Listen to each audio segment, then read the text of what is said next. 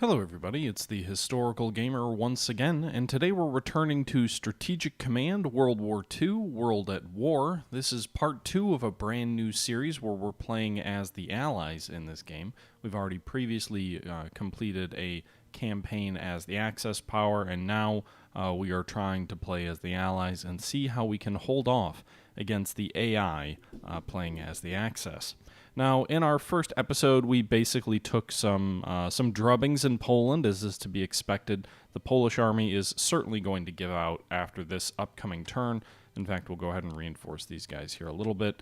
But we really don't have any prospect for holding out as Poland, so really it's more about just doing what we can to make the enemy's life a little bit more difficult. We've got 2 garrisons left, one dug in at Warsaw, one dug in at a fortress north of Warsaw in Modlin. I guess the good news is it's going to be, I think, October 27th before Poland falls, so I guess that's theoretically a little bit slower than historically Poland fell. But that's going to happen in this next turn. Meanwhile, in France, we've been trying to get our troops mobilized and ready for the German offensive, which is sure to come probably in the spring of 1940 per history, and we've been kind of getting forces in play for that, bringing the British Expeditionary Force across the ocean as well, and we'll be looking at reinforcing our forces along the Belgian frontier while ensuring we have adequate defenses along the Maginot Line. Meanwhile, the Italian front is another area we have to be mindful of as France, although I don't think there's any risk of Italy invading quite yet, as the Germans are in no preparation to help them, and if the Italians did invade, then the bulk of our forces could switch south to deal with them. We have started consolidating our French naval forces in and around Marseille, with the hope that once Italy does get involved, we can launch a lightning strike against the Italian fleet and do considerable damage to them, using our French naval forces to maximum effect before France ultimately falls, which is almost certain to occur. Meanwhile, in Egypt, we've started moving forces in and around Alexandria, but we don't really have much in the way of reinforcement points yet to build these guys up in strength. We should move some of these guys up from Sudan as well. I don't have enough points to operate them, but I can slowly start marching them toward Egypt, as I don't think it likely... actually, crap, I forgot the Italians had troops in Ethiopia. I guess we're going to have to hold these guys in place then until that's dealt with. But one area we can start moving troops from is South Africa, and we will begin doing that post-haste. Let's move these guys interior, and these guys can also hopefully help deal with the Italians in Ethiopia. I don't like to abandon these areas entirely, so we'll probably leave a few garrisons in these various towns as well. But we'll start moving them up for a southern invasion of Ethiopia as soon as the Italians declare war to knock out Italian East Africa. Meanwhile, Egypt was given the option of joining the war when it's ready, so that means that the Egyptian front is largely quiet right now. As we look at China, we can see here that the Japanese are in an offensive mindset. They have been attacking some of our troops in China, and what I'm going to actually be doing here is we're going to be swapping some troops out. So I'm going to pull this army of 4 back to try and give them some time to reinforce, and then we're going to go ahead and move this army to attack this Japanese garrison here, which they just successfully destroyed, and then we'll move this army to face the Japanese armies in front of it, and then we'll move this guy into the fortifications here. So I am moving the army that just successfully attacked out of its entrenchments forward into this fortification where this army just vacated from here near around Changsha to ensure that the army that the Japanese are attacking is going to be at full strength where the bulk of their troops are. They only have one army close to the garrison we just destroyed, so that was a good result for us. Additionally, I'm going to go ahead and move some troops north toward Pao Tao here on this northern front where the Japanese have a couple of armies located. I don't think... Let's see here. Can we reinforce these guys? Let's do this first. One of the things that I know a lot of you said I need to do, and one of my mistakes in the last war as the Axis was not investing enough in research and development. So I've already spent some of my allied points trying to get some of my border armies up to strength, but we have 211 points as the Chinese. We're going to invest that into infantry weapons, as I think, the bulk of our forces of China are always going to be infantry, and as much as we can, getting that strength up is going to be important to dealing with Japan, who I think already has level 1 infantry tech. So we're spending 175 points to do that. That leaves us with 36 points left over. We can go ahead and reinforce this Chinese army up to level 9, and then we can go ahead and move one of these corps forward north here to help deal with the Japanese attack toward Pao Tao. We've got a headquarters in reserve there. Meanwhile, we're going to move this Chinese corps forward, and we'll also move this Chinese corps forward here toward this whatever general direction. We'll move this headquarters a bit over as well, and hopefully that will allow us to get a better view and not get flanked near Changsha. Okay, so these engineers are going to fortify. Construction time, 70 days. Number of sides. Jeez. So, I don't really know how engineers have worked. I've never really used them before.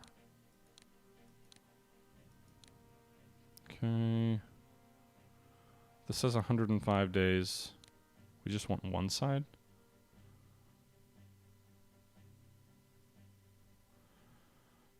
Probably want that. This will take 70 days, one side. Two sides also take 70 days. Alright, so we'll do that. These guys are going to be digging in entrenchments here to try and extend the flank toward the Wu Gorge, just north of Yichang, so we can have a fortified position all around this area. We're going to stay on the defensive with the majority of our troops here.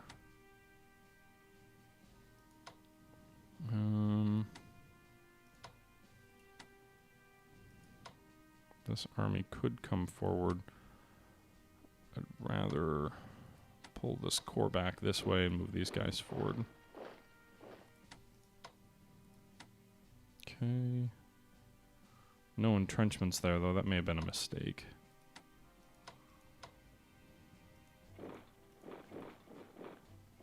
Meanwhile, on the south here...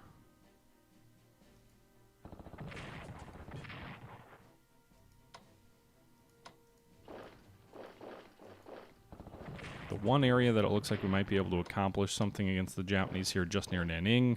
And I think... actually, that might have been very successful. I don't think he can flank us and move into Nanning and into our rear because of the terrain, I'm hoping anyway. So if that's true, then we may have actually just cut off this Japanese corps in the south of China, and we might be able to destroy it next turn, leaving it with no supply, and then also potentially do some damage to the Okamura headquarters unit here north of Hankau, or Haikau. That's probably all we're going to do on the Chinese front. You can't be too aggressive there. You kind of have to pick your spots, and so I think we've just done that. I think from a reinforcement perspective, everybody is already at kind of full strength. We'll let those guys sit around and dig in. The units that aren't at full strength have more or less already been moved. The one unit we can't afford to headquarter or to upgrade is our fighters, but we can upgrade those troops at Xi'an. I don't think there's any... Oh, partisans are a thing in China? That's interesting. I wonder if this is like Chinese communist partisans? I guess we can move these guys forward anyway. From the hinterland. Langkao is a little bit exposed. That'll be weird. That'll be interesting if China, like, if for now we have to focus on dealing with communist rebels. In any event, that does it for China. That also does it for Poland. For Russia, we're not really going to do anything. We have 65 points, but I'm going to try and... Here's the problem, is you lose a big chunk of your points when you turn over a turn and you don't spend everything.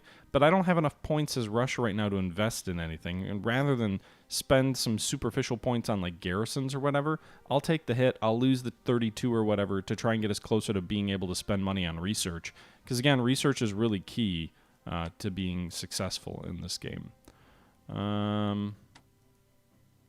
These guys are all kind of standing pat. I think we will send some of our warships out, though, to try and deal with German commerce raiders here in the South Atlantic. I think they've got the Graf Spee out that way. So we're going to send the Hood battle cruiser, and we're also going to send the Nelson battleship. And then I think we'll leave the rest of our forces as is. Actually, let's send the Courageous too, just in case we run into enemy subs. Those might be useful in anti-submarine patrols. Alright, so those guys all moved. This French battleship's gonna kind of join. Actually, maybe we should move the French battleship out here too. At least use the French Navy for something worthwhile before they're inevitably shunted off. Meanwhile, Canada has their own research tree, really? This is Canada, right? Oh, India, sorry. India has its own research tree, but we can't afford anything there. So same story, since India's not in the war yet, we're just going to leave those IPs. We're going to lose some, but we might as well use them or save some so we can kind of increase our research abilities. Meanwhile, the U.S. will spend them on upgrading some fighters. And I think that's going to do it for this turn. I don't think I can... Maybe Russia can do some diplomacy. Let's see. Diplomacy. Well, we can't... Actually, Russia doesn't have the option to do diplomacy. Okay. So...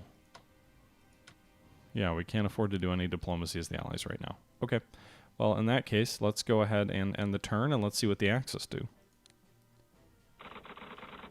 Office of the British Foreign Secretary, Lord Halifax. The First Lord of the Admiralty, Winston Churchill, is pressing for us to occupy 2 ports in Ireland to provide the Royal Navy with bases in the coming struggle to protect shipping on our shipping from U-boat attack. These would be along the south coast of Ireland, where until last year we had naval bases in accordance with the Anglo-Irish Treaty signed in 1921. Ireland lacks the military capability to prevent us from reoccupying the treaty ports, but there would be a political reaction against us both there and in the USA were we to do so. However, as well as being of some strategic benefit, a bold and decisive move like this would boost our national morale. Would you like the Royal Navy to occupy the ports of Cork and Waterford? Ooh, I remember when we went to Cork when I was 13 and my parents got so turned around and lost we felt like we were never going to get out of the city. It's an old town, not designed for vehicles, I would say. If you say yes, the ports of Waterford and Cork will switch to our control for the use of our ships, though they would return to Irish control should Ireland enter the war. The political reaction in Ireland of doing this will move it 10 to 15% toward the Axis, and the U.S. will also move between 4 to 6% away from the Allies. On the other hand, the decisive action will increase British national morale by 1,000 points, and the use of these ports will certainly be useful later on. 1,000 political points is a lot, so we're going to go ahead and do that. Royal Navy occupies the ports of Cork and Waterford in Ireland. Axis raiders disrupt the South African convoys. UK and minor allies collect 256. South Africa is totally cut off. I was always curious how big the economic impact of the various trade routes are. And you can see England has a base of 156, and then a trade route brings in 100. So almost more than a third of British income is dependent on convoys, which is quite considerable. India collects 33 MPPs. 8 of that goes to the UK, so they have 25. I didn't see everything else. Okay, so we will see what happens here. What do the Germans do? Probably finish off Poland. Interesting, they're advancing into eastern Poland there, given they'll probably have to give it up before too long. Japanese shifting some troops south toward Canton, perhaps for a southern push. Germans are railing some troops somewhere here on the French frontier. Where they're railing them to, I don't know. Polish Air Force does nothing to help defend Warsaw. I mean, they fight some air battles, but they don't inflict any casualties. And a single attack by German Panthers destroys the garrison of Warsaw. Or Panzers, sorry. Meanwhile, they're working on finishing off the fort at Modlin. They do so. They don't take a single casualty. Japanese are attacking the Chinese forts all along the front. Poland falls. Oh shit, Japan just advanced into our rear there. hit the engineers who are just like, hey, dude, we're just digging ditches, man. Like, give us a break. Why are you killing us? Okay. That was fierce, but perhaps brief, I'm hoping. I'll have to shift those troops north. Actually, we might be able to cut this Japanese army off. British national morale is boosted by the decisive action to take and occupy the Irish ports. Poland surrenders. Germany plunders 256 MPP from the Polish economy. Germany honors the Soviet-German non-aggression pact. So Germany occupies Western Poland. The Soviet Union occupies Eastern Poland, which is good for us. Looks like we get a free garrison there at Brest-Litovsk, as well as the fortification. Irish Prime Minister de Valera protests the occupation of the Irish ports. British occupation of Irish ports causes some anger in the USA. Danzig is converted to Germany. Allied raiders disrupt Norway convoys. George Elster attempts to kill Hitler in the Munich Beer Hall Putsch commemoration.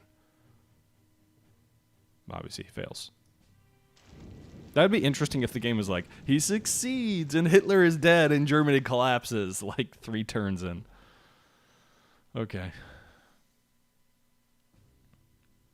All right, Warsaw garrison destroyed, Pursuit Brigade fighters destroyed, and Modlin garrison destroyed. Poland surrenders.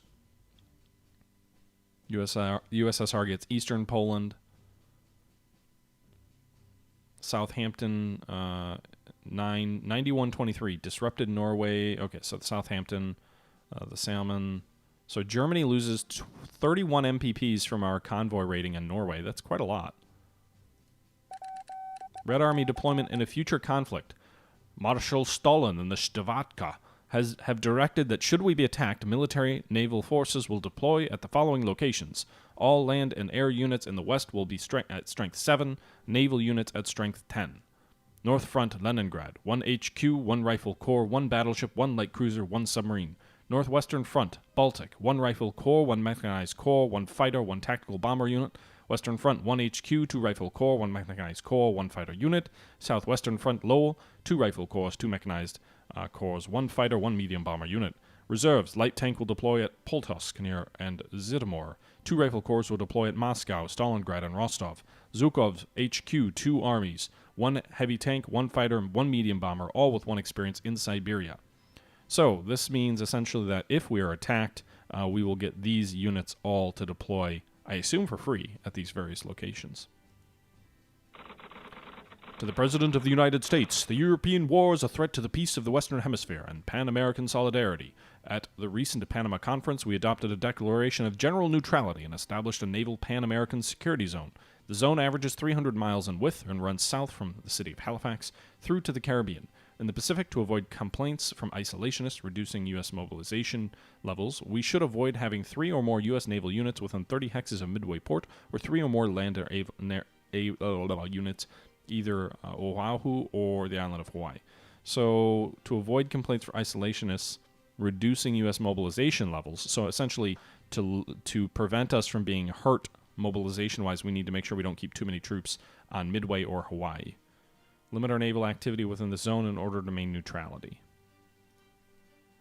So I'm assuming there's some political consequences where people are like, if you're doing too much, then you're violating the terms of your neutrality, and we don't support that. And that might hurt your mobilization efforts moving toward war. Red Army headquarters, in order to decrease Leningrad's vulnerability to attack from the north, to weaken the Finnish army, it is suggested that we force Finland to hand over some territory to us. We can demand the Karelian Isthmus, the area north of Leningrad, and the port of Hanko to the west of Helsinki. Would you like to force Finland to transfer the Karelian Isthmus and Hanko to our control? Notes. Though our relationship with both the Allies and Sweden will suffer slightly by doing this, it will not cost us anything. If we are successful, the territory should become ours in early 1940. The only thing that could prevent us succeeding against Finland would be if an Anglo-French expedition were to arrive in time to support the Finns. Saying yes, should Finland join? By saying yes, should Finland later join the Axis, then some of her units will start at half strength rather than full strength, though with 1 experience point rather than just a half point. We will later have the opportunity to prepare the Red Army for winter warfare. If you say yes to attacking Finland, the lessons learned from the fighting the Finns will reduce the cost at that time of preparing our soldiers for winter warfare. Okay, yeah, I guess. Meanwhile, China gets a new corps. Where do we want to deploy that? Probably here. Or here? Huh. I guess here, south of Chengshao. Meanwhile, looks like we're going to do 2 turns this time because this is a shorter turn. So we can't advance there? Really? Zone of control? I can advance here, though. Interesting. So I can't actually cut them off because reasons. But we can attack with this army here, do some damage. Attack with this army here, do some damage. We'll need to move this force forward. Reinforce these guys. I need to spend some points this turn reinforcing the Chinese forces rather than spending it necessarily on R&D at this time. These guys are down to 2, I think it is. Can't move those engineers out, though, by the looks of it.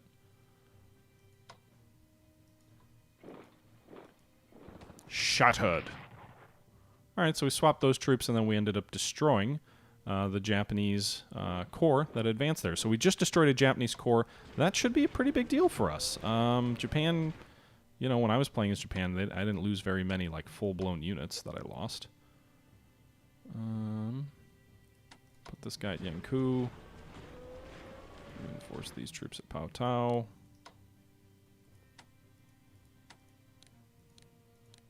Okay.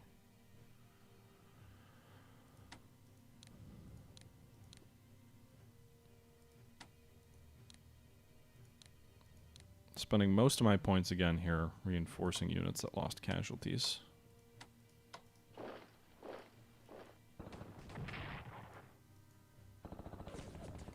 God damn it, you guys. Do some damage. Reinforce him since none of those attacks worked. These Japanese aren't without supply? Oh no, they have 0 supply. Never mind.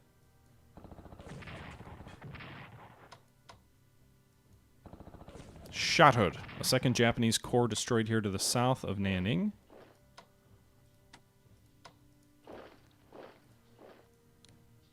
Reinforce this guy here. Okay, so we've got a Japanese corps was destroyed south here near Pakoi in China.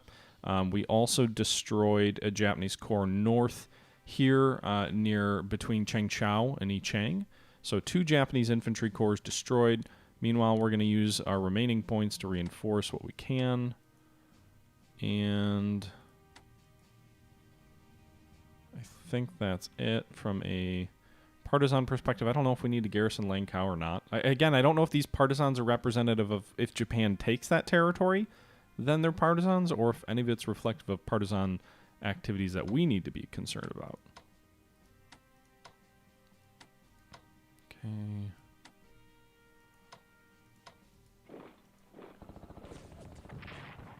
God damn it, you guys are supposed to do good things.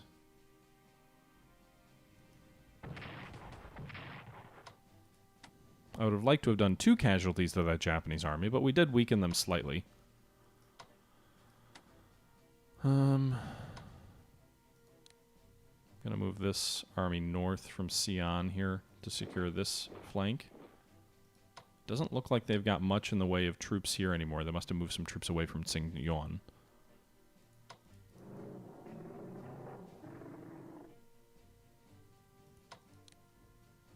Meanwhile, we can move these troops here in Chongqing south, I think. Toward Quichao. We'll move these guys into into Chongqing.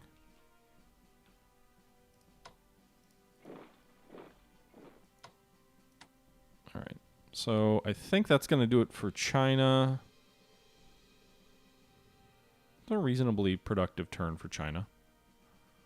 Meanwhile, as we move to France, there's not really any point in spending R&D for France, I don't think, because they're not going to survive long enough to actually benefit from it.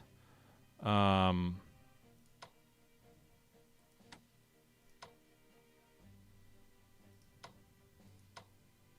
don't think, anyway.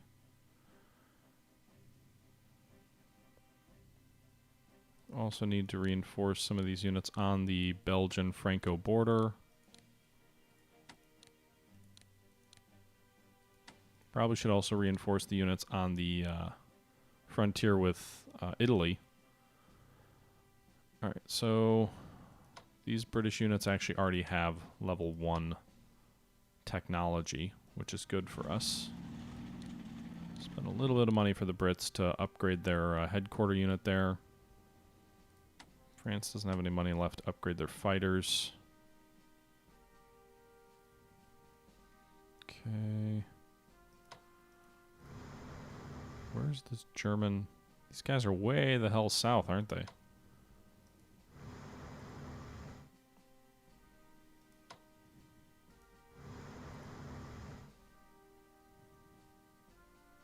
Do we have French convoys going? We do, or Canadian convoys?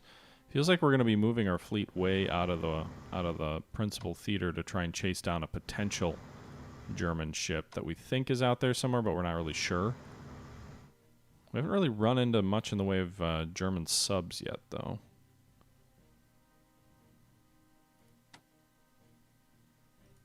Okay.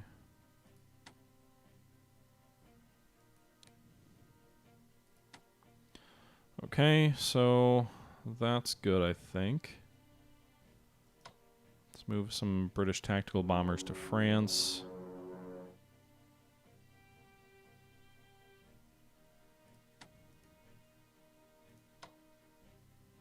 Looks like the weather is not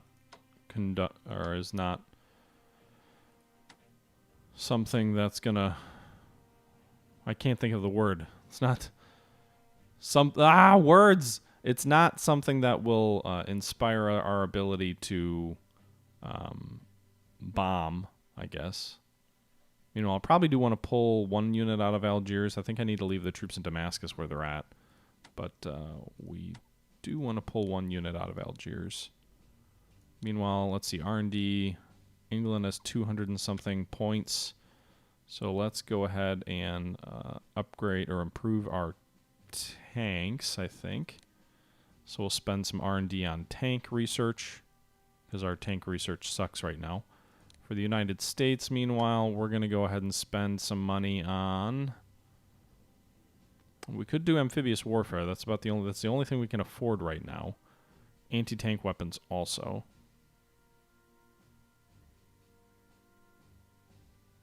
Okay. I think I'm actually going to wait on that, and then I'm going to spend that money on infantry weapons, but I need to save up enough MPP to do that. Meanwhile, for Russia, advanced tanks, we're researching level 1 tanks, but we don't have enough money to do anything more than that right now. So for Russia, we're going to kind of hold pat as well. And then for India, probably the same. England has 49 points left, so we can use a little bit of that to spend on reinforcing some of these troops here in southern India, or southern Egypt, I'm sorry, to work on getting our own Africa Corps up to strength a little bit.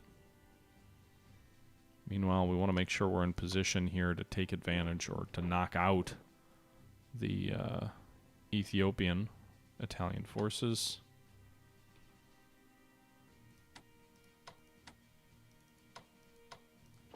Doesn't look like I can move these guys out of South Africa by the looks of it.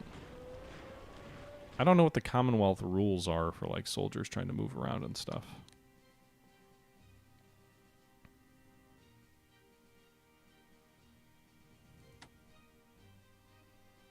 I need more troops in this area. How the hell? I guess I can always rail these guys south toward Khartoum if Italy joins, and I can use my Egyptian forces against them there. We need to leave troops in Damascus. I don't have money to move any of these other troops. Diplomacy is actually something we could do, although Russia can't participate.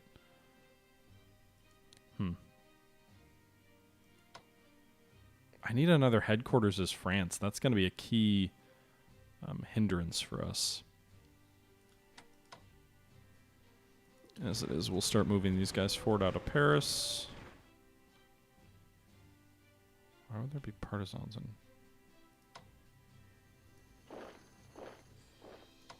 Okay. Alright, so I think that's going to do it for this turn as well. I know we have a lot of troops in the Empire, but most of them are garrisons or whatever in these different locations that I don't honestly want to move, and I think losing casualties will just be more detrimental to the morale of those units than anything else. I don't want to pull garrisons out of India because there can be unrest in India, although perhaps not having India join the war itself was a bit of a mistake.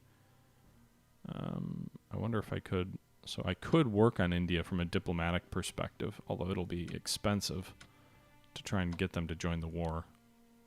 That may have been a huge blunder, I don't know. I guess we'll find out.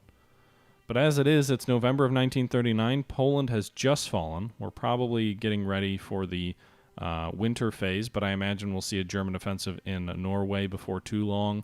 We may see a winter war for the Soviet Union and Finland before too long. And we're just working on trying to shore up our defensive positions here along the frontier with Germany, because it doesn't look like we can actually attack anyone favorably. So we've kind of entered into the phony war period of time, and we'll see how this all plays out.